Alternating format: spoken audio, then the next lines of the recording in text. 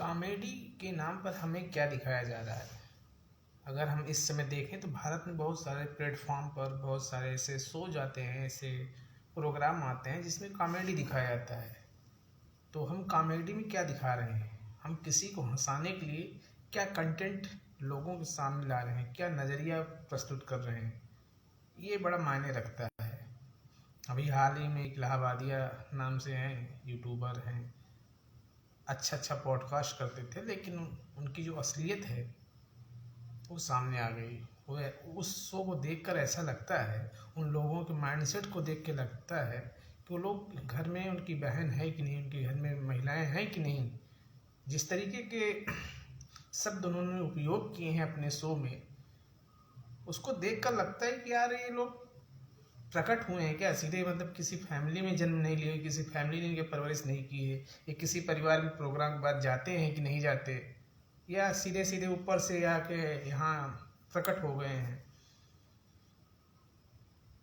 उनके उनके जो शब्द है ना, वो इतने अशोभनीय हैं कि उसको किसी भी तरीके से किसी भी प्लेटफॉर्म पर जायज नहीं ठहराया जा सकता। और ऐसे लोग पब्लिक प्लेस पर बैठकर उसको, और ताज्जुब की बात है, लोग उसको वहाँ बैठ के इंटरटेन कर रहे हैं। बहुत सारे ऐसे कॉमेडी प्रोग्राम होते हैं जिसमें एडल्ट कॉमेडी प्रोग्राम है, जिसमें सब ज़्यादातर यूथ बैठकर देखते हैं। उसको आप देखें तो आपको समझ में आएगा किस तरीके के वहाँ कंटेंट आपके सामने लाए जाते हैं। आप हंसाने के लिए किसी को कितना क्या आप दे रहे हैं, हंसाने के लिए आप उसको खुशियों के लिए क्या आप सामने ला रहे हैं, ये महत्वपूर्ण है। एक कपिल शर्मा शो है जिसमें एक महिला कपिल शर्मा की वाइफ बनती हैं। पता नहीं मुझे तो, मैं जब शुरू में प्रोग्राम देखा था तो मुझे लगता है यार कोई इंसल्ट कॉमेडी भी होती है क्या? किसी को जलील करके आप कॉमेडी कर सकते हैं क्या? आप किसी को कितना जलील करेंगे? वहाँ एक दूसरे को जलील ही करते रहते हैं, डॉक्टर गुलाटी और जो एक दूसरे को पता नहीं क्या उसमें खींचतान करते हैं। आप अच्छा कंटेंट लाइए, अच्छी चीज़ों को लाइए। हंसाने के लिए किसी को इंसल्ट करना, वहाँ महिला का अपमान होता है। मेरी भी धारणा है, हो सकता है आप लोगों को अच्छा लगता है, लेकिन अगर मैं जब देखता हूँ कि हंसाने के लिए किसी को इंसल्ट कॉमेडी नहीं हो सकती, डर्टी कॉमेडी नहीं हो सकती। कॉमेडी कॉमेडी है, उसको हास्य कम विषय है, उसको खुशियाँ बांटने। लेकिन आप किसी को जलील करके किसी वल्गर शब्द का ऐसा शब्द यूज करते हैं जो किसी भी तरीके से किसी भी सब समाज में उसको बोला नहीं जाना चाहिए। अब भारत सरकार को भी यूट्यूब पर और जैसे OTT प्लेटफॉर्म हैं, वो वेब सीरीज हैं, उन पर भी रेगुलेशन लाना चाहिए। क्योंकि आप फ्रीडम ऑफ एक्सप्रेशन के नाम पर हमें बोलने की आज़ादी, हमें भौंकने की आज़ादी नहीं है, हमें बोलने की आज़ादी। हमारी आज़ादी दूसरे की आज़ादी को खराब न करे। पता लगा हम बोल रहे हैं और किसी की आज़ादी से छिन रही हो, कोई आपके बोलने से कोई असहज हो रहा हो, तो आपकी आज़ादी को वहाँ रिस्ट्रिक्शन लग जाएगा। हमें बोलने की आज़ादी हमारा संविधान देता है, हमें भौंकने की आज़ादी नहीं है। जिस तरीके से लोग OTT प्लेटफॉर्म पर आप वेब सीरीज बना रहे हैं, उस पर वेब सीरीज में पता नहीं क्या दिखा रहे हैं। बहुत सारी वेब सीरीज उसको कहना ठीक ही नहीं, उसको कुछ और ही कहा जा सकता है। तो आप दिखाना क्या चाह रहे हैं लोगों को? और सरकार को चाहिए कि अब यूट्यूब पर IT मिनिस्टर को और मिनिस्ट्री को देखना चाहिए कि इसको कैसे रेगुलेट किया जाए, क्योंकि बिना रेगुलेशन का काम नहीं चलेगा। रेगुलेशन होना चाहिए। आप कोई प्लेटफॉर्म बनाना चाहते हैं उसको दीजिए, लेकिन उस पर उसकी एक सहमति लीजिए कि इस प्लेटफॉर्म पर ऐसा कुछ नहीं होगा जो असामाजिक हो, अधार्मिक हो। आप एंटी सोशल, एंटी रिलीजियस ये सब चीज़ें नहीं कर सकते। आप कोई भी, मतलब हंसाने के लिए आप किस हद तक नीचे गिरेंगे?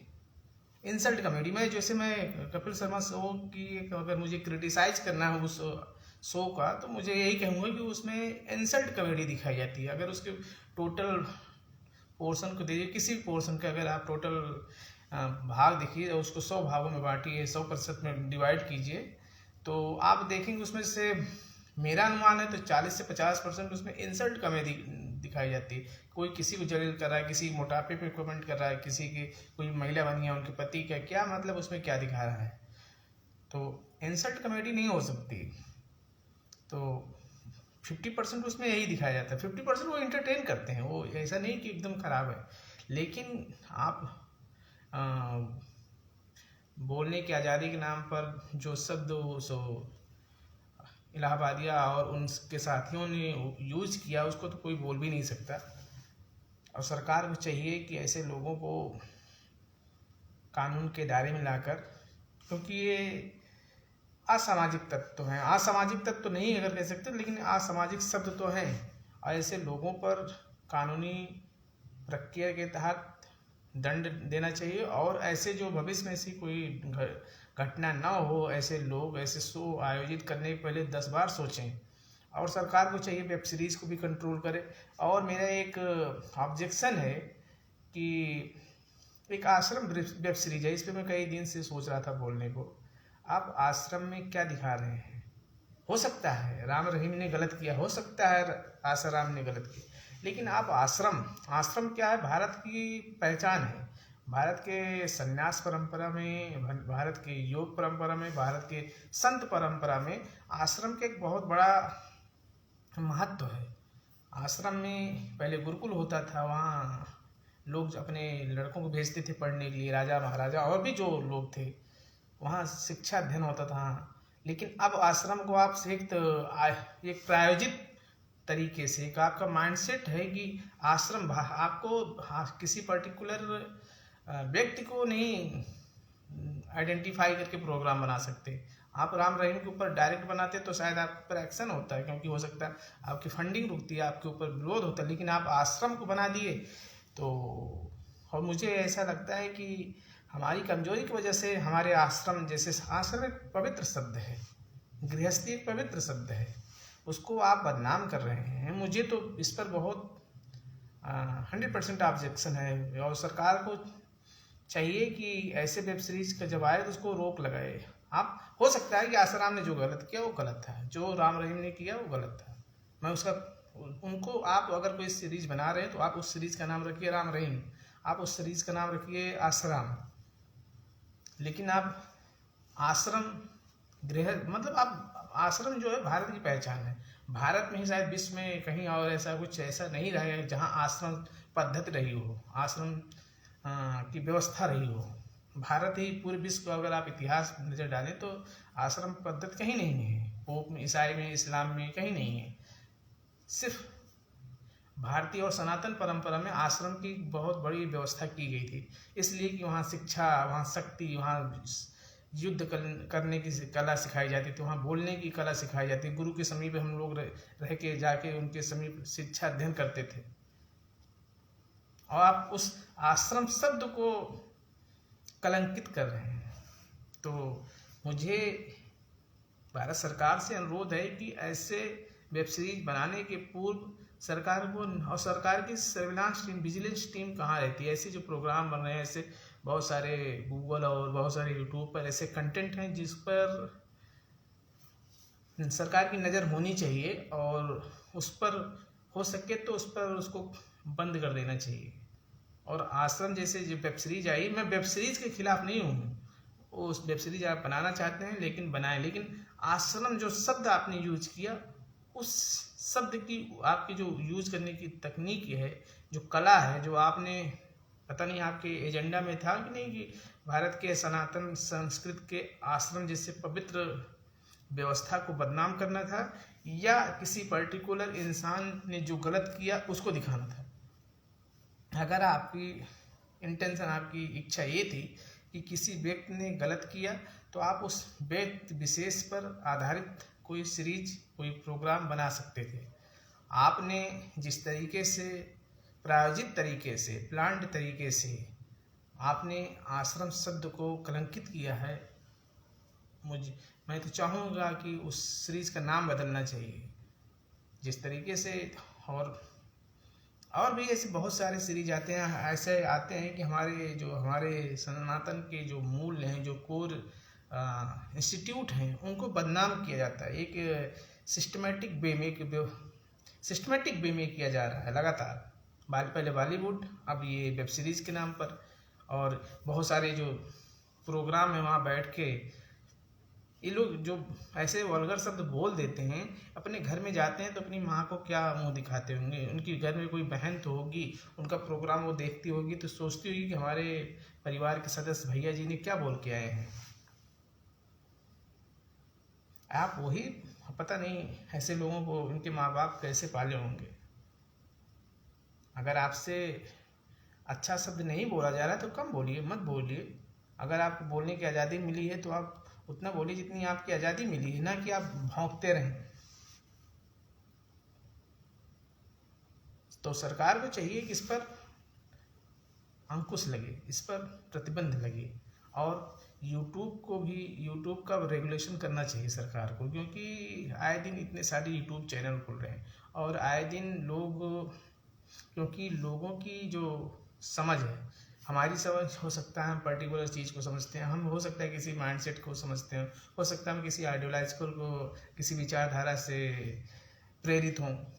ये हो सकता है, हमारी विचार है, हमारा मन है, और अगर हम चाहें तो और अपने प्लेटफॉर्म पर कुछ ऐसी चीज़ें प्रसारित करें जो एंटी सोशल हो, जो असामाजिक हो, जो वैमनस्य फैला सकती है, तो ऐसी चीज़ पर सरकार की नज़र होनी चाहिए। मैं नहीं कह रहा हूँ उस पर प्रतिबंध रेगुलेशन हो, लेकिन उसका कहीं ना कहीं स्क्रूटनी होनी चाहिए कि ऐसे लोग कहीं समाज में, कहीं देश में, कहीं हो सकता है कि आग लगा सकते हैं, क्योंकि कोई पॉपुलर व्यक्ति अगर कहीं कुछ स्पीच दिया, उसको सर्कुलेट किया गया, तो हो सकता है प्रॉब्लम हो सकती है।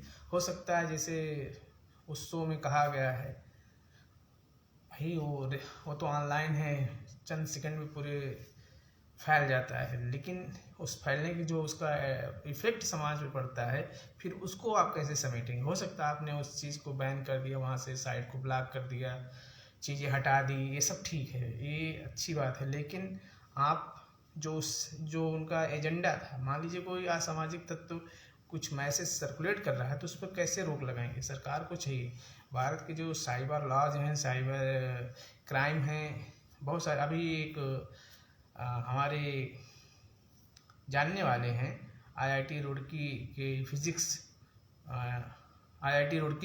फिजिक्स के एचओडी हैं, हम उनसे मिले भी हैं और रिटायर्ड हैं, और एक यूनिवर्सिटी के वाइस चांसलर भी रहे हैं, तो वो मेरे फेसबुक फ्रेंड भी हैं और उनका नंबर भी है, उनसे मुलाकात भी हमारी, उनकी पर्सनल बातचीत भी होती है। बहुत सारे मैं जो यूनिवर्स के रिलेटेड जो प्रश्न होता है मैं उनसे पूछता हूँ, और तो उनके नाम पर अभी हाल ही में एक फेसबुक रिक्वेस्ट आई, तो क्योंकि फ़ोटो उनके मैडम और सर की थी, एचओडी साहब की थी और उनकी वाइफ का था, तो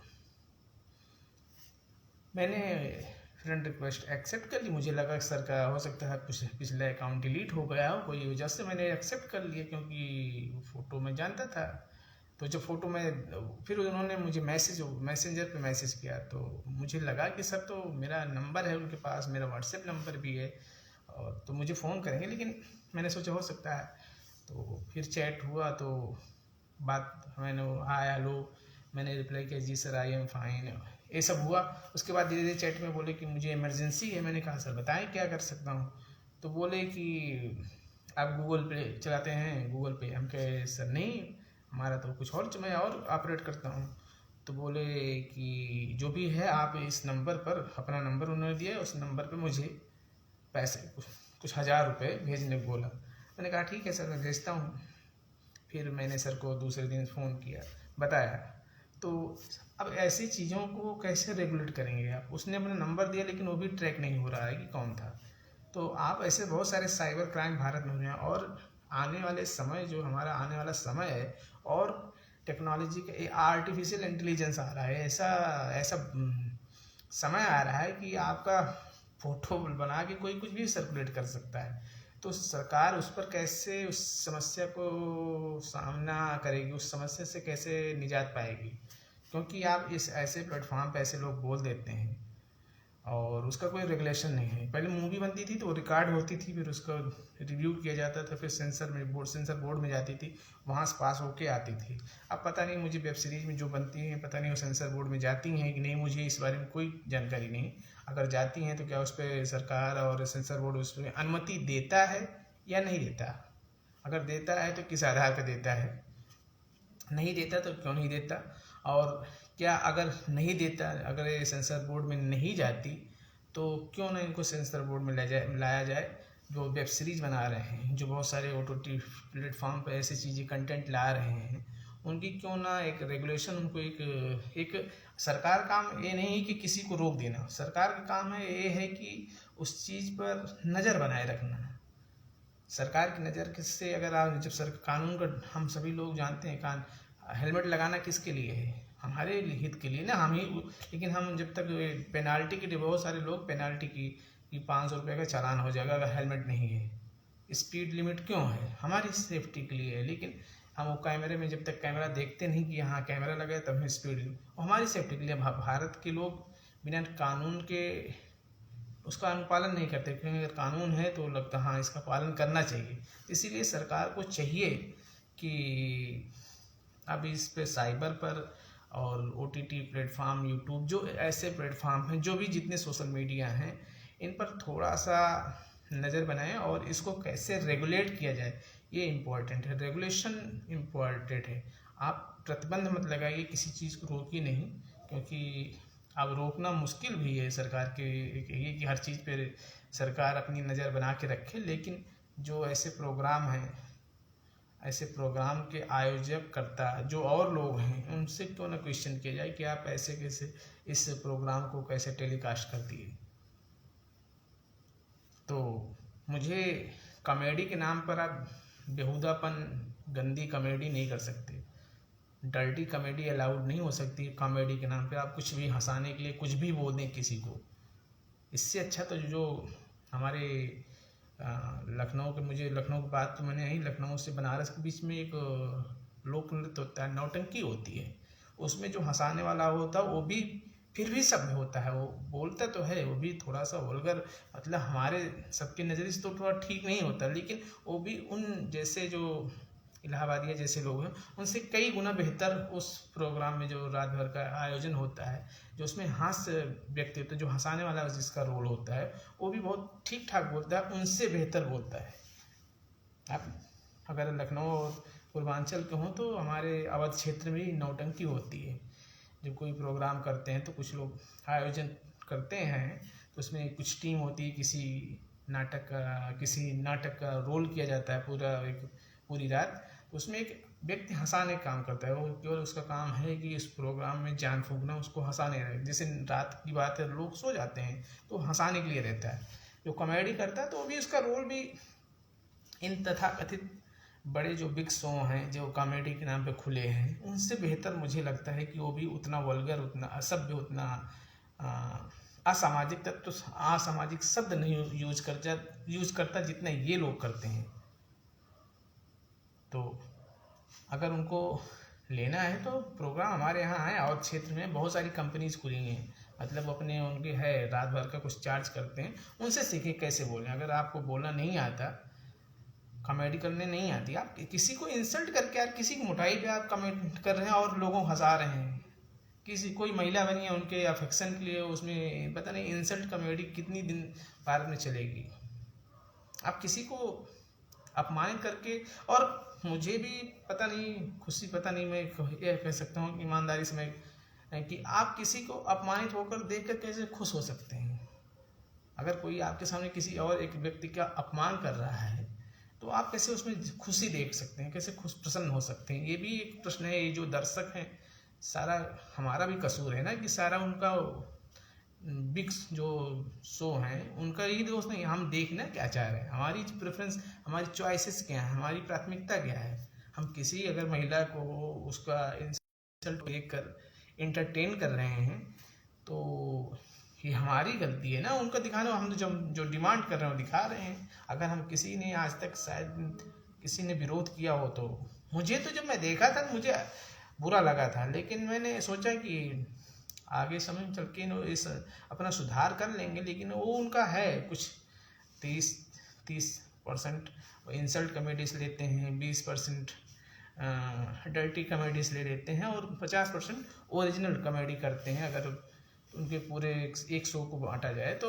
लेकिन कुछ लोग सिर्फ डर्टी, जो एडल्ट कॉमेडी होती है, आप उसको कभी देखिए, जिसमें जो यूनिवर्सिटीज़ में, कॉलेज में जाके लोग एक बंद कमरे में करते हैं कुछ आके और माइक लेके बोलना शुरू कर देते हैं। तो आप उस प्रोग्राम को देखिए तो आपको लगेगा कि यार ये कॉमेडी कर रहे हैं या कुछ और कर रहे हैं। उसमें अगर ओरिजिनल कॉमेडी तो शायद 30% जस्ट उल्टा हो जाता है, 30% ओरिजिनल कॉमेडी और 70% डर्टी कॉमेडी आ जाती है। तो अब हम लोग अगर डर्टी कॉमेडी पर गलत गंदी वाली मतलब जो बेहुदा किस्म की कॉमेडी है उस पर हंस रहे हैं तो ये हमारे दर्शकों की भी गलती है। हमें सोचना होगा कि यार हम देखना, जो आप देखेंगे वही सोचेंगे, जो आप सोचेंगे वही आप देखेंगे। तो देखिए अपना देखने का नज़रिया और सोचने का नज़रिया स्पष्ट करें। और वो जो बना रहे हैं अगर आप उन पर दबाव डालेंगे, आप उन पर आप क्योंकि डिमांड कर रहे हैं, आप डिमांड कर रहे हैं तो वही उन सप्लाई कर रहे हैं।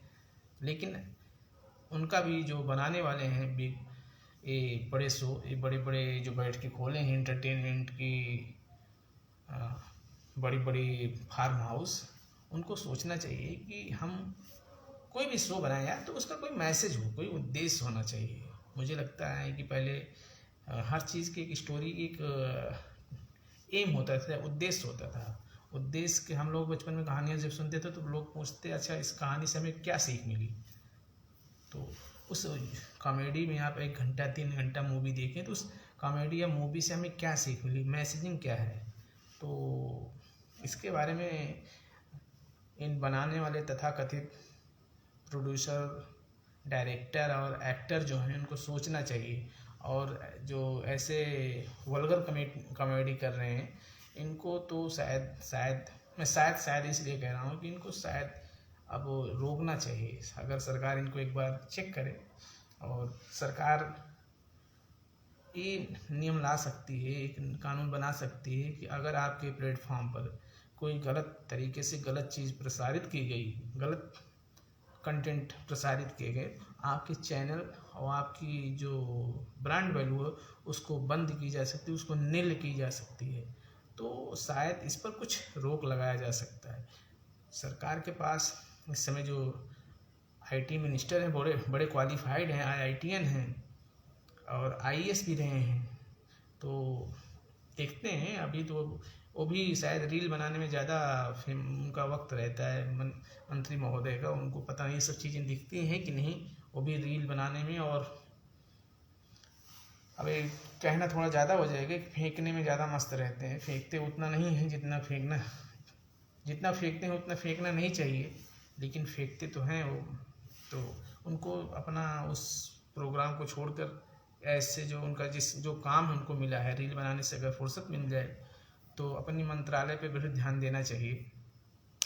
क्योंकि उनका काम है कि भारत के नागरिकों के, भारत के जो मूल्य हैं उनको बनाए रखें। ऐसा ना हो कि ऐसे लोग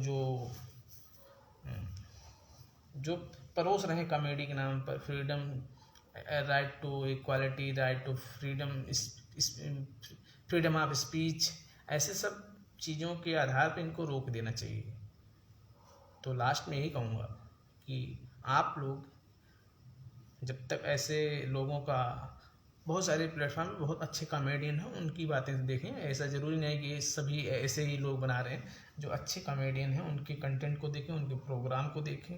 ऐसे लोग ऐसे प्रोग्राम से बचें, खुद बचें, अपने परिवार को बचाएं।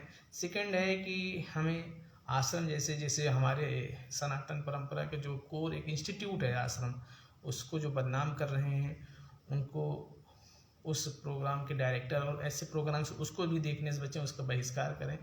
और उसके अल्टरनेटिव बहुत सारे, अगर आप किसी एक पर्टिकुलर विशेष व्यक्ति के नाम पे प्रोग्राम बनाते हैं तो उस राम रहीम के नाम पे आप बनाते आश्रम, तो अगर नाम रख के सीधे राम रहीम रख देते तो ठीक था।